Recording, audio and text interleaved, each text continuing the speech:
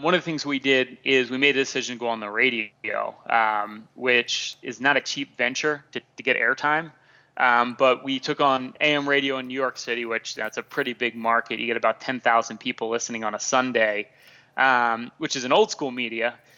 So, and it's obviously an older demographic we've gone after, but that has actually been a huge success for the firm in terms of just a more cold marketing approach as opposed to, again, just one client at a time. So we made the leap.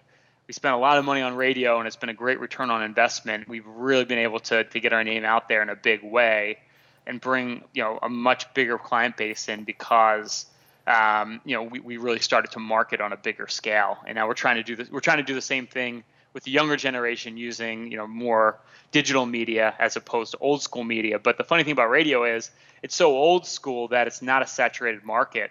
There's very few financial shows on in New York, which you would think would be the opposite, but it's kind of been looked over and it's very expensive. But for those reasons, it's become like a real competitive advantage because there's just not that many people doing it, regardless if we're good or not. I think we're pretty good on the radio, but just the fact that we're on, I think, has become a tremendous advantage for us in the growth of our firm. So, always looking for something that might not be the common path when you're doing your marketing can be a real benefit.